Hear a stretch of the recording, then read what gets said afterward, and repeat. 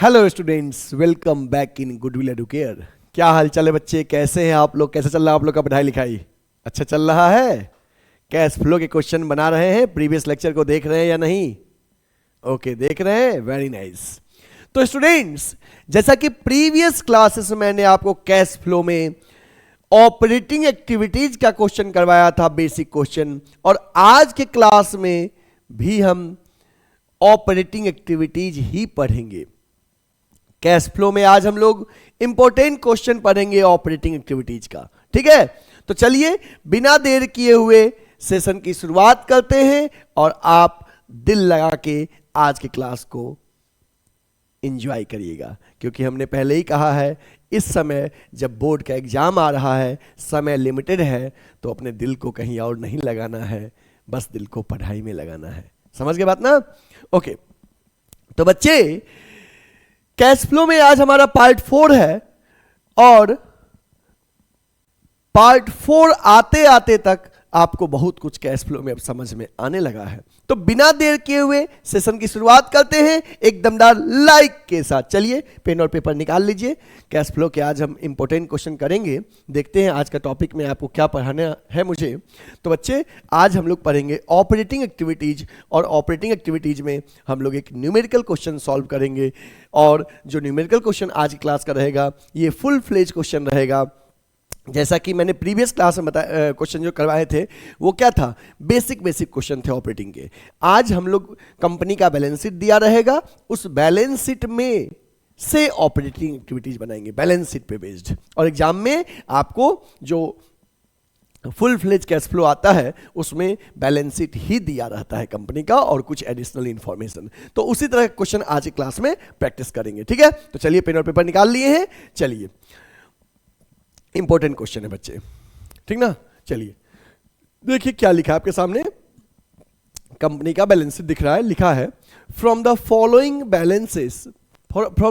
Balance sheet of ABC limited find out cash from operating activities. हमें cash from operating activities ही केवल बताना है, only. तो मतलब कि हमें cash flow from operating activities prepare करना है। आपको एक बैलेंस शीट दिख रहा है जिसमें 2 इयर्स का डाटा दिया है, 31 मार्च 2023 और 31 मार्च 2024। तो 2023 प्रीवियस ईयर है, 24 करंट ईयर है।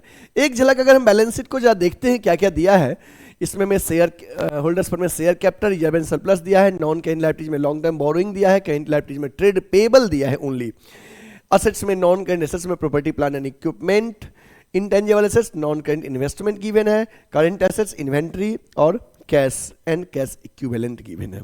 ठीक है, ओके। असेट्स की ओर आते हैं एडिशनल इंफॉर्मेशन में, तो उसी का नोट्स टू अकाउंट्स दिया है यहां पे हमें, notes to accounts, notes to accounts given है बैलेंस शीट का। उसमें रिजर्व एंड सरप्लस है, लॉन्ग टर्म बोरोइंग है, प्रॉपर्टी प्लान इक्विपमेंट है, इंटेंजिबल एसेट्स है, गुडविल है, रेट ऑफ इन्वेस्टमेंट है और एडिशनल इन्फॉर्मेशन है। ठीक है, ओके।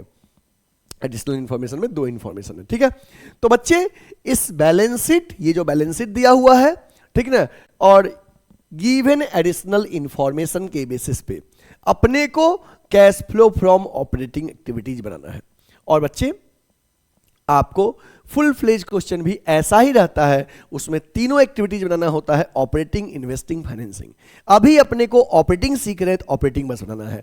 अच्छा, उस समय भी बनाओगे तो ऑपरेटिंग ऐसे ही बनेगा जैसे अभी बनाएंगे, इसलिए अच्छे से सीखिएगा, ठीक ना, समझिएगा, कॉन्सेप्ट को होल्ड करिएगा और उसी को अप्लाई करना है। ठीक है, ये नहीं कि इधर से सुने और इधर से निकाल दिए, ऐसा नहीं। जो कुछ भी सुनिएगा उसको दिमाग में होल्ड करना है और क्वेश्चन बनाते वक्त उन्हीं चीज को अप्लाई करना है, कॉन्सेप्ट को।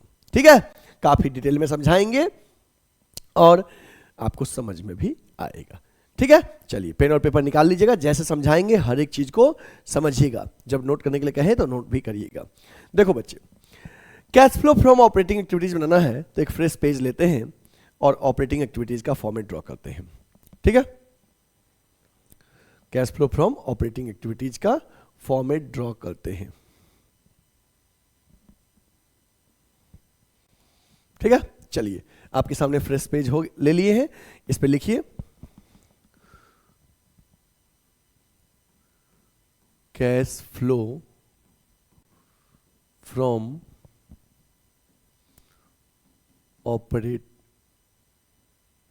Operating activities. देखो तो बच्चे 2 साल में अपना रिसेंट ईयर कौन सा है? रिसेंट ईयर 31 मार्च 2024 है। तो हम यहाँ पे लिखेंगे फॉर द ईयर एंडेड 31 मार्च 2024। ये रिसेंट ईयर है, ठीक ना, ये रिसेंट ईयर है, ठीक है, okay. Cash flow statement for the year ended 31 मार्च 2024। अब इसका फॉर्मेट ड्रॉ कर लेना है। फॉर्मेट कुछ इस तरह से रहेगा।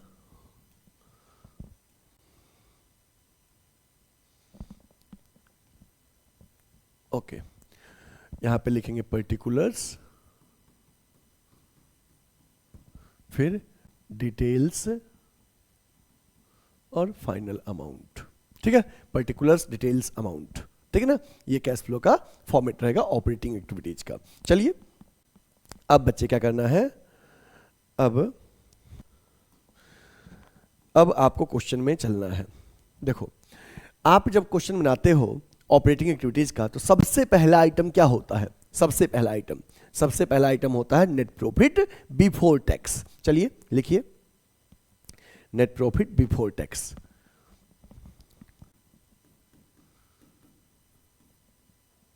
नेट प्रॉफिट बिफोर टैक्स, ये ऑपरेटिंग एक्टिविटीज का सबसे पहला आइटम होता है, ठीक है। अब इस नेट प्रॉफिट बिफोर टैक्स में फिगर कैसे आएगा, ये आपको वर्किंग नोट में दिखाना पड़ेगा, ठीक है ना। चलिए इसी पेज में थोड़ा सा वर्किंग नोट भी कर लेते हैं। यहां पे या नेक्स्ट पेज में ले ले, चलिए नेक्स्ट पेज में कर देते हैं, आपके समझने के लिए इजी रहेगा।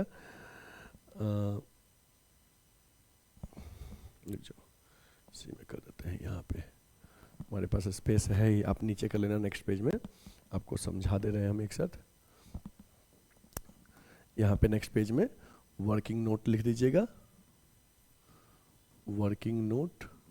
इसमें हम आपको सिखा रहे हैं calculation of net profit before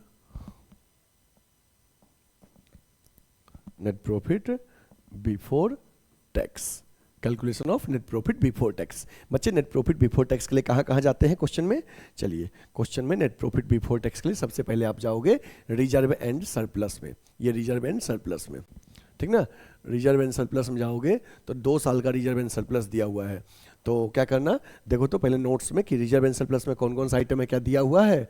हाँ, रिजर्व एंड सरप्लस में अपने को दिया हुआ है, यहाँ पे 1 लिख के रिजर्व एंड सरप्लस में अपने को दिया हुआ है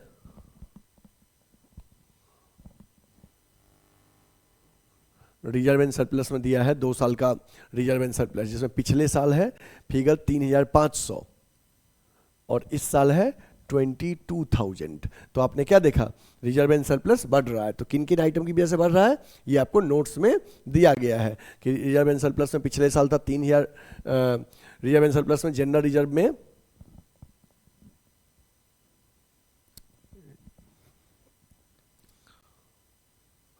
रिजर्व एंड सरप्लस में जनरल रिजर्व पिछले साल का था 9,500 और इस साल कितना हो गया है, 15,000 हो गया है। मतलब जनरल रिजर्व इंक्रीज किया है, ठीक ना। यहाँ पे लाइन है टोटलिंग का, ठीक है, ओके। जनरल रिजर्व पिछले साल था 9,500 और अब हो गया है 15,000। मतलब जनरल रिजर्व कितना बढ़ा है, 5,500 रुपया बढ़ा है। Statement of profit and loss में पिछले साल 6,000 नेगेटिव था, इस साल 7,000 हो गया। मतलब प्रॉफिट कितने का हुआ है, 13,000 का। अक्सर बच्चे यहाँ पे मिस्टेक कर देते हैं, उनको लगता है 6,000 7,000 पे गए मतलब 1,000 प्रॉफिट हुआ। नहीं बच्चे, आप पिछले साल -6,000 था प्रॉफिट एंड लॉस में और अब 7,000 रुपया है। इसका मतलब उस लॉस को कवर करने के बाद 7,000 हुआ है। मतलब 6,000 का लॉस था पिछले साल और उसको कवर अप करने के बाद 7,000 आपके पास बचा है। इसका मतलब आपको प्रॉफिट कितने का हुआ है, 13,000 का।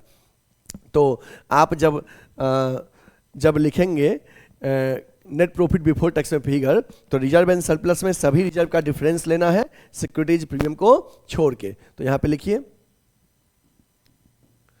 Profit during the year, current year में जितने का प्रॉफिट हुआ, कितने का हुआ है करेंट ईयर में प्रॉफिट, तो प्रॉफिट एंड लॉस का डिफरेंस माइनस 6,000 से 7,000 पे गए हैं, मतलब 13,000 का प्रॉफिट हुआ है। 6,000 प्लस 7,000 मतलब कितने का प्रॉफिट हुआ है, 13,000 का। इसके बाद जनरल रिजर्व में कितना ट्रांसफर किया गया है, जनरल रिजर्व में 9,500 से 15,000 हो गया है, मतलब कि ट्रांसफर किया गया 5,500, ट्रांसफर टू रिजर्व 5,500। तो ये कितना हो गया बच्चे, ये हो गया आपको 18,500, ये ऐड कर देना है, ठीक ना। ओके, फिर क्या करना है, तो आपने सबसे पहले रिजर्व एंड सरप्लस में सभी रिजर्व का डिफरेंस ले लिए, ठीक है। जनरल रिजर्व हो गया, प्रॉफिट एंड लॉस हो गया। देखना रिजर्व एंड सरप्लस में जाके सभी रिजर्व का डिफरेंस लेना है, किसको छोड़ के, सिक्योरिटीज प्रीमियम को छोड़ के, सिक्योरिटीज प्रीमियम का डिफरेंस नहीं लेना है, ठीक ना। क्यों, क्योंकि वो जाएगा फाइनेंसिंग एक्टिविटी में, ठीक है। ओके, इसके बाद कहाँ चलते हैं, इसके बाद चलते हैं करेंट लाइबिलिटीज में शॉर्ट टर्म बोरोइंग चेक करते हैं, शॉर्ट टर्म प्रोविजन चेक करते हैं, प्रोविजन फॉर टैक्स है ही नहीं है, देखो करेंट लाइबिलिटीज में प्रोविजन फॉर टैक्स है ही नहीं। फिर एडिशनल में चेक करते हैं क्या चीज़, एडिशनल में चेक करते हैं डिविडेंड पेड, है ही नहीं, एडिशनल में नहीं है ना।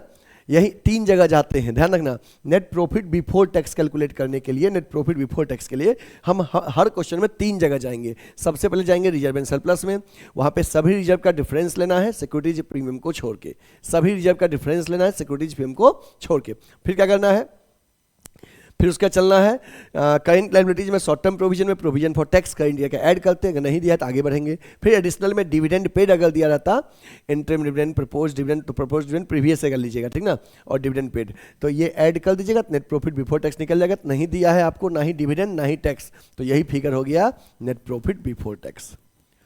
नेट प्रॉफिट बिफोर टैक्स कितना हो गया, 18,500 लिख दीजिए, 18,500, ठीक है।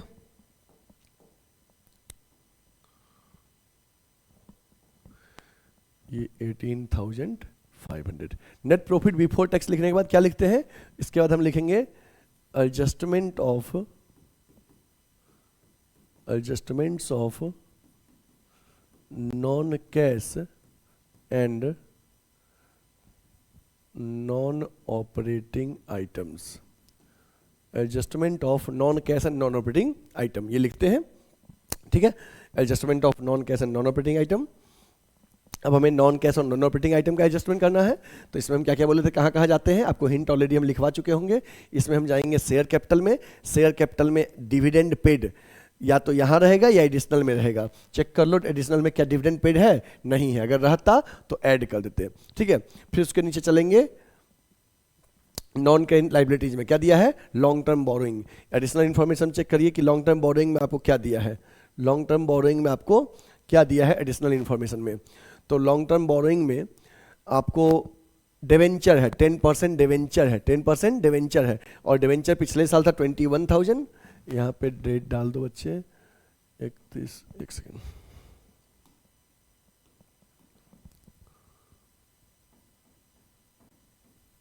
ये प्रीवियस ईयर का डाटा है और ये करेंट ईयर का डाटा है, ठीक है।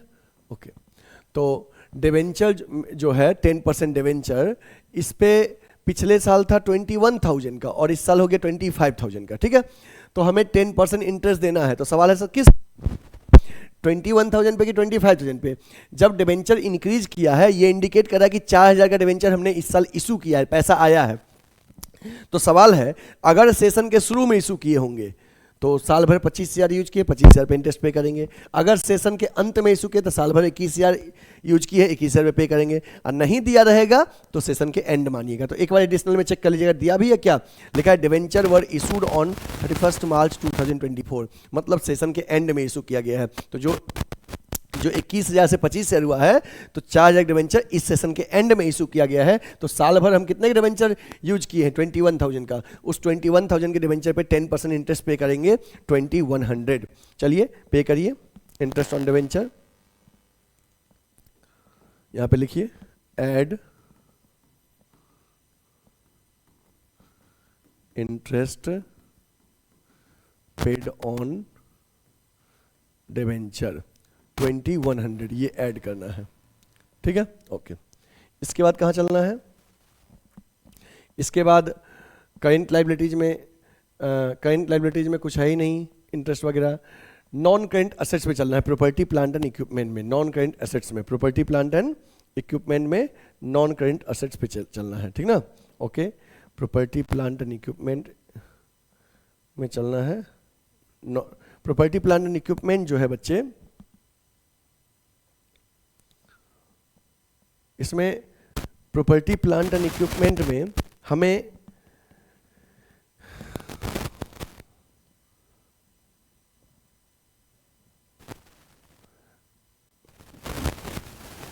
ये फिगर है 32,000 से 41,000 हुआ है प्रॉपर्टी प्लांट एंड इक्विपमेंट। तो क्या दिया है प्रॉपर्टी प्लांट एंड इक्विपमेंट में? क्या है प्रॉपर्टी प्लांट एंड इक्विपमेंट?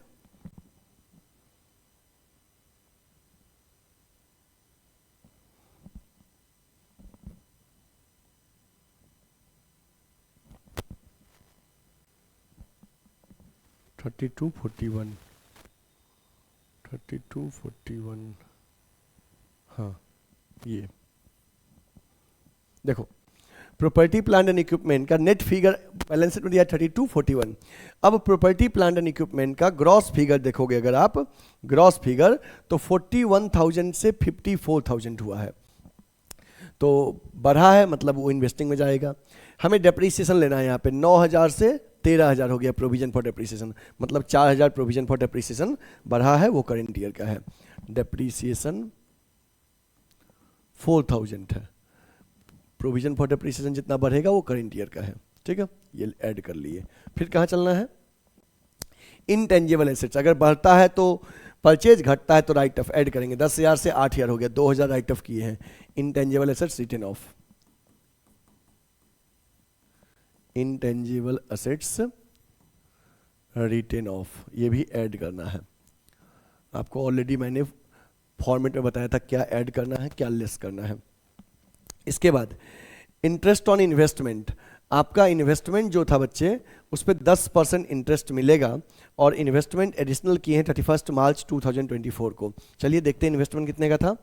हमारा इन्वेस्टमेंट जो है नॉन करेंट इन्वेस्टमेंट पहले था 3,000 का और अब हो गया है 8,000 का, 5,000 का इन्वेस्टमेंट बढ़ा है।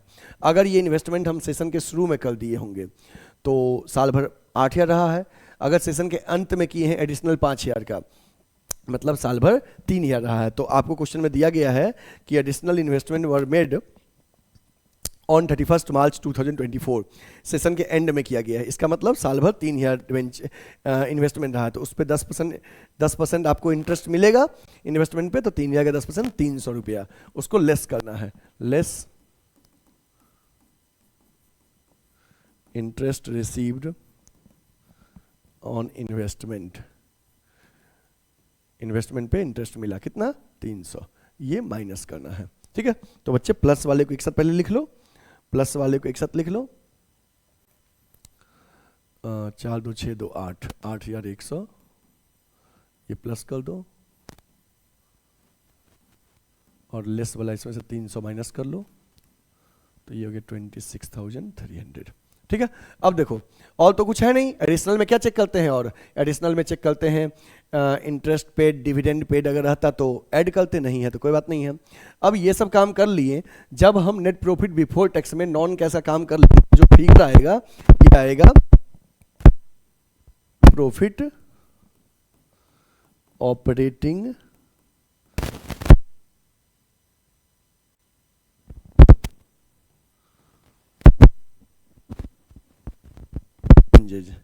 ये operating profit before working capital. अब हमें वर्किंग कैपिटल का काम करना है, ठीक ना। वर्किंग कैपिटल का, वर्किंग कैपिटल में क्या आता है सीए और सीएल, और सीए सीएल का रूल आपको पता ही है कि अगर सीएल बढ़ेगा तो प्लस, घटेगा तो माइनस, सीए में जस्ट उल्टा, सीए घटेगा तो प्लस, बढ़ेगा तो माइनस। बस एक्सेप्शन ध्यान रखना कि सीएल में short term borrowing, short term provision को कंसीडर नहीं करेंगे जब वर्किंग कैपिटल का काम करेंगे, और सीए में करेंट इन्वेस्टमेंट और कैश को कंसीडर नहीं करेंगे। चलिए देखते हैं क्या क्या दिया है क्वेश्चन में।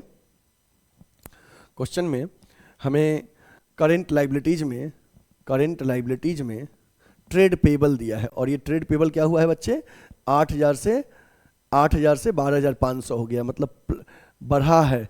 करंट लाइबिलिटीज बढ़ा है 4,500, करंट लाइबिलिटीज बढ़ता है क्या करते हैं, प्लस करेंगे, ठीक ना। ओके, करंट एसेट्स में इन्वेंट्री दिया है, कैश एंड कैश इक्विवेलेंट दिया है, तो कैश एंड कैश इक्विवेलेंट को तो कंसीडर करेंगे नहीं, इन्वेंट्री। तो इन्वेंट्री जो है वो 6,000 से 24,500 हो गया, मतलब इन्वेंट्री बढ़ा है, कितने से बढ़ा है, 18,500 से। तो करंट एसेट्स बढ़ता है तो क्या करते हैं, माइनस करते हैं, करंट एसेट्स बढ़ता है तो क्या करते हैं, माइनस करते हैं, ठीक ना। ओके, तो दो ही आइटम है और कोई कंपोनेंट है ही नहीं। देखो करंट लाइबिलिटीज में एक कंपोनेंट है और करंट एसेट्स में बस इन्वेंट्री वाला कंसीडर करना है, करंट इन्वेस्टमेंट वाला नहीं कंसीडर करते हैं, ठीक ना। ये हम आपको एक्सेप्शन में बता चुके हैं। तो चलिए, एक आइटम करंट लाइबिलिटीज बढ़ रहा है तो प्लस होगा, करंट एसेट्स बढ़ेगा तो माइनस होगा। चलिए लिखिए ये पॉइंट लिखिए add increase in current liabilities, add increase in current liabilities, और करंट लाइबिलिटीज में क्या बढ़ रहा है, ट्रेड पेबल, क्या बढ़ रहा है, ट्रेड पेबल। कितने से बढ़ रहा है, ट्रेड पेबल कितने से बढ़ रहा है, 4,500 से, 4,500 से। और फिर लेस वाले में क्या था, लेस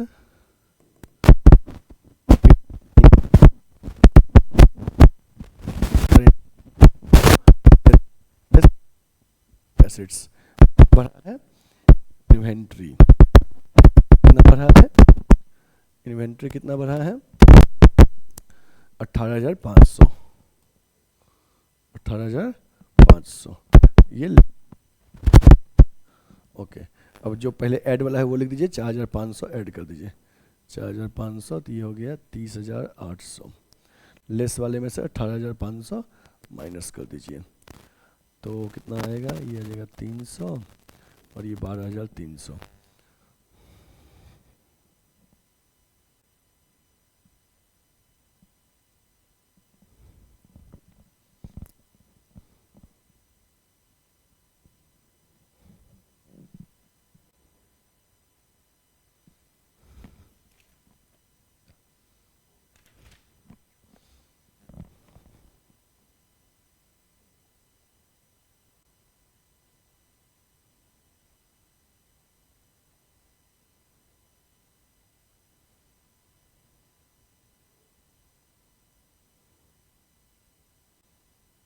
ओके,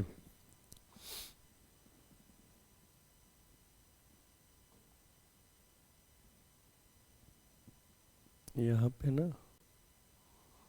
एक सेकेंड, आपके क्वेश्चन में पहले से यहाँ पे ये फिगर जो है ये 8,500 है, तो 8,500 से 12,500 पे जाएंगे तो कितना बढ़ेगा, 4,000 बढ़ेगा, ठीक ना। ओके, 4,000 बढ़ेगा,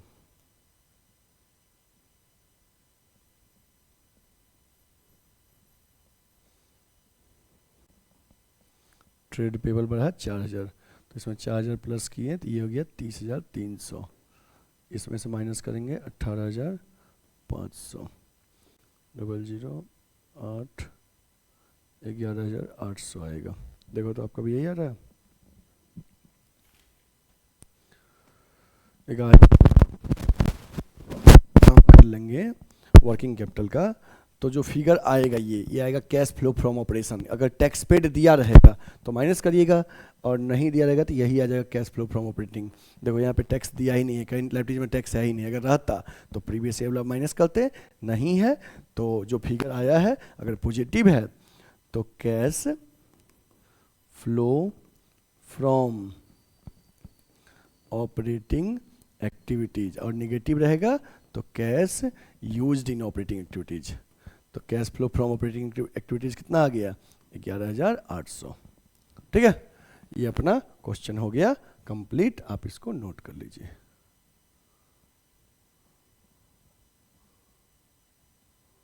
ये क्वेश्चन नंबर 9 था ना।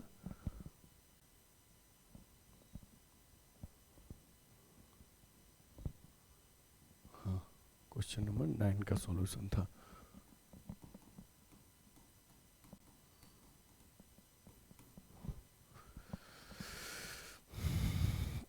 देखो ये क्वेश्चन नंबर 9 रहा, नोट करिए क्वेश्चन नंबर 9, ये क्वेश्चन रहा फर्स्ट पार्ट, ये क्वेश्चन का सेकेंड पार्ट है, क्वेश्चन का ही पार्ट है, और ये आपका सॉल्यूशन रहा। ठीक ना बच्चे, बहुत सिंपल क्वेश्चन था। देखो ऑपरेटिंग से निकालोगे तो सबसे पहले नेट प्रॉफिट बिफोर टैक्स निकाल लेना, फिर नॉन कैसा काम कर लेना, फिर CACL का करना, देन टैक्स का करते हैं। अगर दिया रहेगा तो, नहीं दिया रहेगा तो पॉजिटिव है तो cash flow from operating, negative है तो कैश यूज इन ऑपरेटिंग। ठीक ना, ये क्वेश्चन कंप्लीट हो गया। एक क्वेश्चन, एक और क्वेश्चन हम लोग कर लेते हैं जिससे कि 2 क्वेश्चन फुल फ्लेज वाले में हमारा प्रैक्टिस हो जाएगा। ठीक है, चलिए ये आपका क्वेश्चन रहा, सेकेंड क्वेश्चन आपके सामने स्क्रीन पे ये क्वेश्चन रहा।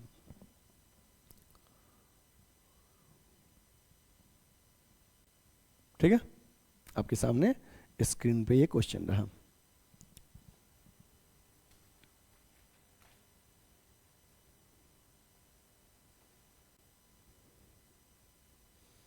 चलिए देखते हैं क्वेश्चन क्या कह रहा है। ये क्वेश्चन है, क्वेश्चन आपने हो गया, क्वेश्चन नोट कर लिए। चलिए एक फ्रेश पेज हैं,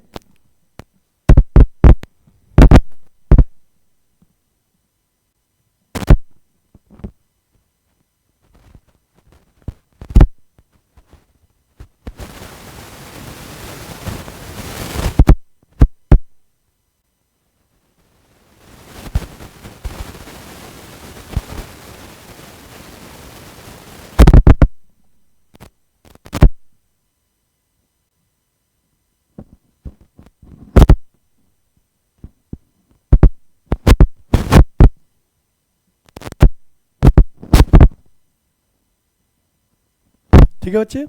तो आपके सामने इस तरह से हमने एक फ्रेश पेज क्या किया, लिया, और ये क्वेश्चन सॉल्व करेंगे। ठीक ना, चलिए का सॉल्यूशन करना है, यहाँ पे लिखिए क्वेश्चन 10 सॉल्यूशन। सबसे पहले इसमें भी क्वेश्चन में क्या कर रहा है कैलकुलेट करने के लिए, क्वेश्चन में from the following summarise balance sheet of the company calculate cash flow from operating activities. अपने को निकालना है cash flow from operating activities. चलिए cash flow from operating activities का फॉर्मेट ड्रॉ करिए, लिखो बच्चे cash flow from operating activities. ठीक है, देखो तो 2 साल में रिसेंट ईयर कौन सा है, 2 साल में रिसेंट 2 साल दिया है, 31 मार्च 2023 और 31 मार्च 2024, तो 2024 रिसेंट ईयर हो गया। यहाँ पे लिखेंगे फॉर द ईयर एंडेड 31 मार्च 2024। ये फॉर्मेट ड्रॉ कर लेंगे बच्चे।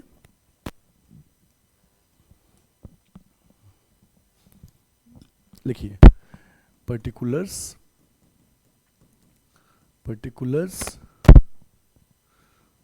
Details amount. ठीक है, देखो बच्चे सबसे पहला आइटम क्या होता है ऑपरेटिंग एक्टिविटीज का, सबसे पहला आइटम होता है नेट प्रॉफिट बिफोर टैक्स। क्या होता है, नेट प्रॉफिट बिफोर टैक्स। तो यहाँ पे लिख दो नेट प्रॉफिट बिफोर टैक्स। और बच्चे ये नेट प्रॉफिट बिफोर टैक्स कैसे निकलता है, नेक्स्ट पेज में आप वर्किंग नोट में निकालोगे। ठीक ना, नेक्स्ट पेज में वर्किंग नोट में लास्ट में लिखोगे वर्किंग नोट नेक्स्ट पेज में। तो वर्किंग नोट में आप दिखाओगे calculation of net profit before tax, net profit before tax. अब ये नेट प्रॉफिट बिफोर टैक्स कैसे निकलेगा, आपको बता चुके ना। नेट प्रॉफिट बिफोर टैक्स निकालने के लिए सबसे पहले जाओगे क्वेश्चन में, किस में, रिजर्व एंड सरप्लस में। रिजर्व एंड सरप्लस में जो भी रिजर्व रहेगा उसका डिफरेंस लोगे। अगर दिया रहेगा नोट में क्या है तो उसका डिफरेंस लोगे, नोट नहीं दिया है तो ऐसे ही रहने दोगे। रिजर्व एंड सरप्लस दिया है, इसके बारे में देखो नोट में कुछ भी दिया नहीं, नोट बस 2 आइटम का है, एक लॉन्ग टर्म बोरोइंग का, एक शॉर्ट टर्म प्रोविजन का। एक लॉन्ग टर्म बोरोइंग का नोट है, नोट नंबर 1, और नोट नंबर 2 है शॉर्ट टर्म प्रोविजन का, इसके अलावा कुछ है ही नहीं। ठीक ना, ओके। तो हमें रिजर्व एंड सरप्लस में जब कोई पता नहीं है कि क्या क्या है तो हम रिजर्व एंड सरप्लस का ही डिफरेंस ले लेंगे। रिजर्व एंड सरप्लस का डिफरेंस कितना हो जाएगा, 3 लाख रुपया। 3 लाख का डिफरेंस है। अगर आइटम पता रहता कि क्या क्या है रिजर्व एंड सरप्लस में नोट्स में, तो सब आइटम का डिफरेंस लेते, सिक्योरिटीज पीएम को छोड़ के। नहीं दिया रहेगा तो रिजर्व एंड सरप्लस का डिफरेंस ले लेंगे, ठीक ना। ओके, रिजर्व एंड सरप्लस के डिफरेंस के बाद क्या जाएंगे, करेंट लायबिलिटीज में जाएंगे, शॉर्ट टर्म प्रोविजन में। इसमें कह रहा है क्या है, तो शॉर्ट टर्म प्रोविजन में प्रोविजन फॉर टैक्स है 2 साल का, प्रीवियस ईयर का, ये करेंट ईयर का। तो ध्यान रखना इसमें डिफरेंस नहीं लेना है। शॉर्ट टर्म प्रोविजन में provision for tax, tax consider करना है, ठीक है। ओके, फिर एडिशनल इन्फॉर्मेशन में डिविडेंड पेड रहता तो ऐड करते, कोई भी डिविडेंड प्रपोज्ड का तो है ही नहीं, बस हमें दिया है रिजर्व एंड सरप्लस का डिफरेंस और provision for tax current year का। रिजर्व एंड सरप्लस का डिफरेंस हो गया 3 lakh, provision for tax current year का 4 लाख। तो इसको यहाँ पे लिखिए, profit during the year, reserve and surplus का डिफरेंस कितना था, 3 लाख, और एड प्रोविजन फॉर टैक्स, याद रखना provision for tax current year का लेना है, और करेंट ईयर का प्रोविजन फॉर टैक्स होता है, दिया है 4 लाख। तो फिगर कितना आ गया, फिगर आ गया अपने को 7 लाख रुपए का, ठीक है। तो इसी को लिख दो net profit before tax, net profit before tax कितना दिया है, 7 लाख, ठीक है। इसको लिखो यहाँ पे,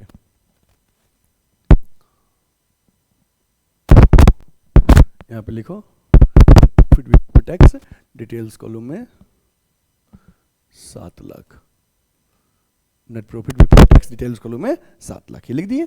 अब बच्चे नेट प्रॉफिट बिफोर टैक्स लिखने के बाद क्या लिखते हैं, नेट प्रॉफिट बिफोर टैक्स लिखने के बाद क्या लिखते हैं, adjustment of non cash and non operating item. लिखिए, लिखिए adjustment of, adjustment of non cash and non operating item, adjustment of non cash and non operating item. और एडजस्टमेंट के लिए कहाँ कहाँ जाते हैं, एडजस्टमेंट के लिए शेयर कैपिटल में या एडिशनल में डिविडेंड चेक करेंगे, है ही नहीं। लॉन्ग टर्म बोरोइंग में इंटरेस्ट चेक करेंगे, नीचे दिया है। लॉन्ग टर्म बोरोइंग मेरे पास पिछले साल था 6 लाख, इस साल हो गया 8 लाख, ठीक ना। तो 2 लाख से बढ़ा है। नीचे अगर दिया रहता कि 2 लाख का जो इशू किए हैं वो कब इशू किए, अगर सेशन के शुरू में इशू किए हैं तो साल भर 8 लाख रहा है, 8 लाख में इंटरेस्ट पे करेंगे 6%। अगर सेशन के एंड में इशू किए तो साल भर 6 लाख रहा है, 6 लाख पे करेंगे। बट हमें कुछ बोला ही नहीं कि ये कब इशू किया गया है एडिशनल डिवेंचर, तो हम मानेंगे सेशन के एंड में। तो 6 लाख से 8 लाख हुआ है, तो मतलब 2 लाख का इशू किए साल के अंत में, तो साल भर कितना डिवेंचर आया, 6 लाख। 6 लाख का 6%, 36,000। 6 लाख का 6%, 36,000 इंटरेस्ट पे करेंगे। तो लिखिए एड इंटरेस्ट ऑन डिवेंचर, या तो इंटरेस्ट दिया रहेगा या कैलकुलेट करना होता है, तो अपने को दिया नहीं है तो कैलकुलेट किए 36,000। इसके बाद और देखो तो कुछ दिया है डिप्रिसिएशन वगैरह। नॉन करेंट एसेट्स में क्या है, non current property plant equipment है और इन्वेस्टमेंट है, ठीक है, और कुछ दिया ही नहीं है। तो अब यही हो गया अपना, अब ये हो गया 7,36,000। अब बताओ बच्चे, अगर नेट प्रॉफिट में नॉन कैसा काम कर लोगे तो जो फिगर आएगा वो क्या आएगा, वो आएगा operating profit before working capital changes. तो यहाँ पे लिख दीजिए operating profit before working capital changes. Working capital में चेंजेस से पहले ऑपरेटिंग प्रॉफिट आया है 7,36,000। अब वर्किंग कैपिटल के लिए चलना है, तो वर्किंग कैपिटल मतलब CACL। तो देखो CL में क्या क्या दिया है, तो CL में दिया है एक तो ट्रेड पेबल और दूसरा शॉर्ट टर्म प्रोविजन।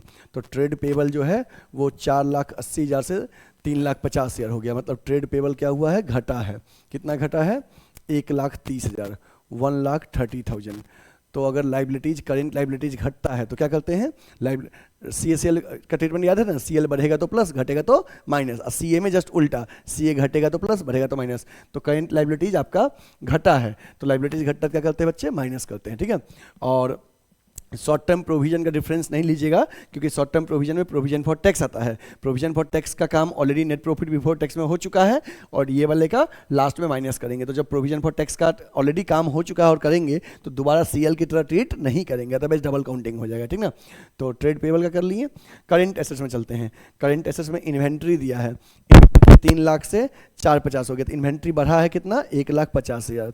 तो तो अगर करंट असेट्स बढ़ा है तो क्या करेंगे, माइनस करेंगे।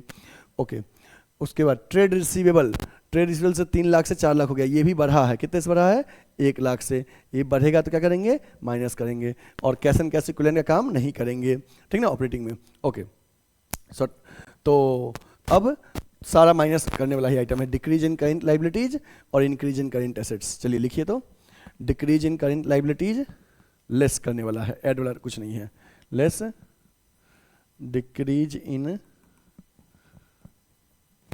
Current liabilities, decrease in current liabilities और increase in current assets, decrease in current liabilities और increase in current assets. Decrease in current liabilities में क्या घटा है, ट्रेड पेबल घटा है 1,30,000 से, तो ये लेस हो जाएगा,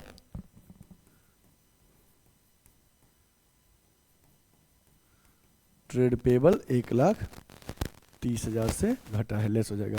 और असेट्स में इन्वेंट्री और ट्रेड रिसीवेबल, नाम लिखिए पहले, इन्वेंट्री और ट्रेड रिसीवेबल, ये दोनों बढ़ा है, असेट्स बढ़ता है, क्या करते हैं बच्चे, असेट्स बढ़ता है तो माइनस करते हैं, इन्वेंट्री 1.5 लाख और वो 1 लाख, ये 1.5 लाख और ये 1 लाख, ये हो गया कितना, कुल मिला के यहाँ से यहाँ तक 3,80,000, 3,80,000। तो जब CACL का काम कर देंगे तो फिगर कितना है, मतलब ये कितना आ जाएगा, ये माइनस करना है 000, 6 में से 0 गया 6 और 13 में से 8 गया 5 और 3,56,000,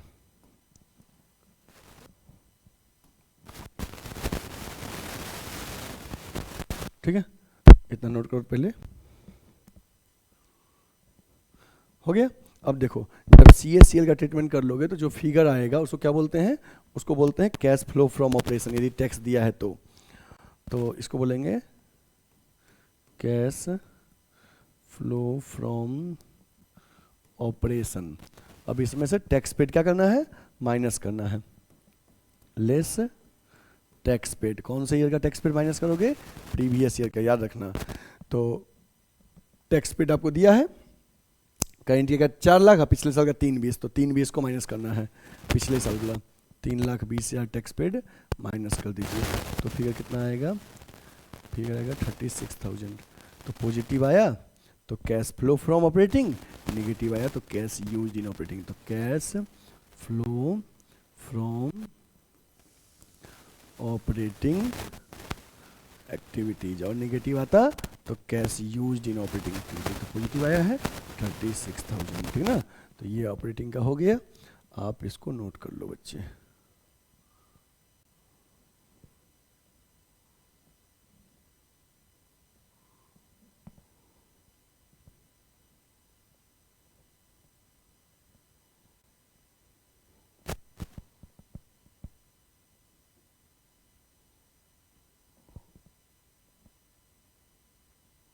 एक सेकेंड,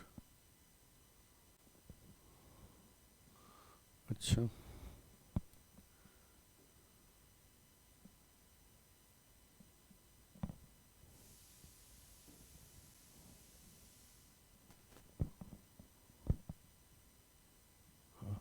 इसको नोट कर लीजिए, ठीक है।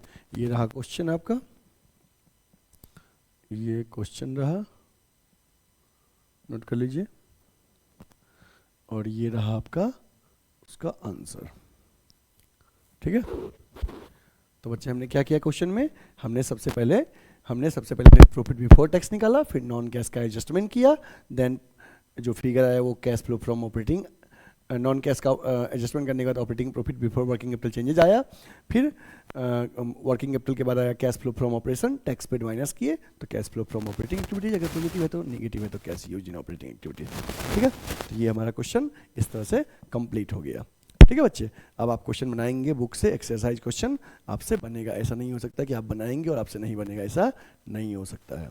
अब ऐसे बच्चे जो हमसे ऑफलाइन पढ़ना चाहते हैं किसी भी कोर्सेज के लिए बच्चे, चाहे आप 11th एंड 12th कॉमर्स में इनरोल करना चाहते हो, चाहे भी CUET का प्रिपरेशन करना चाहते हो, BCom BBA MCom एंट्रेंस के लिए, चाहे आप BCom first second third year का सेमेस्टर क्लास करना चाहते हो, या CA या CS का कोर्सेज के लिए इनरोल करना चाहते हो, तो किसी भी कोर्सेज के लिए आप अगर हमसे ज्वाइन करना चाहते हो तो स्क्रीन पे दिए हुए नंबर पे आप हमसे कॉल कर सकते हैं।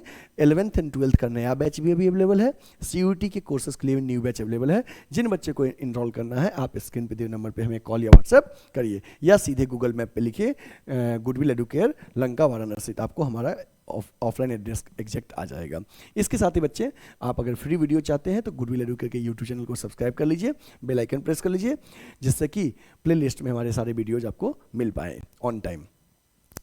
इसके साथ ही बच्चे अगर आप हमारे पेड कोर्सेज परचेज करना चाहते हैं तो प्ले स्टोर से गुडविल एडुकेयर का ऐप डाउनलोड करिए और वहाँ से कोर्सेज को आप परचेज कर सकते हैं, वहाँ पे फ्री में नोट्स भी अवेलेबल है। ठीक है, इसके साथ ही बच्चे फिर हम मिलेंगे नेक्स्ट लेक्चर में। अब आप क्या करिए, आपके पास जो भी बुक है एक्सरसाइज का क्वेश्चन बनाइए, बनेगा, कहीं कोई दिक्कत होगा तो कॉल या व्हाट्सएप करके हमसे पूछ सकते हैं। ठीक है बच्चे, और ध्यान रखिएगा कैश फ्लो जो होता है, जब तक स्टूडेंट खुद से प्रैक्टिस ना करे तब तक केवल लेक्चर देख के समझ में आने वाला नहीं है। आपने लेक्चर देखा, आपको एक क्लू मिल गया होगा कि सर कहाँ कहाँ से पॉइंट पिक कर रहे हैं क्वेश्चन को सॉल्व करने के लिए। सेम सिमिलर क्वेश्चन आप एक्सरसाइज का देखिए और बनाइए। कहीं कोई दिक्कत है तो आप कभी भी हमें कॉल या व्हाट्सएप कर सकते हैं, हम आपके हेल्प के लिए हमेशा अवेलेबल है। ठीक है बच्चे, और कोशिश करिएगा वीडियोज़ को लाइक नहीं किए तो लाइक कर दीजिएगा और अपने फ्रेंड्स को भी शेयर करिएगा, उन तक भी ये कंटेंट पहुँचाइए, क्योंकि कैश फ्लो का यूट्यूब वगैरह पे वीडियो अवेलेबल कहीं पे नहीं है डिटेल में, और मैं आपके लिए बना रहा हूँ, तो आपका सपोर्ट और प्यार हमें मिलना चाहिए। ठीक है बच्चे, thank you, will meet again in next class, take care, bye bye.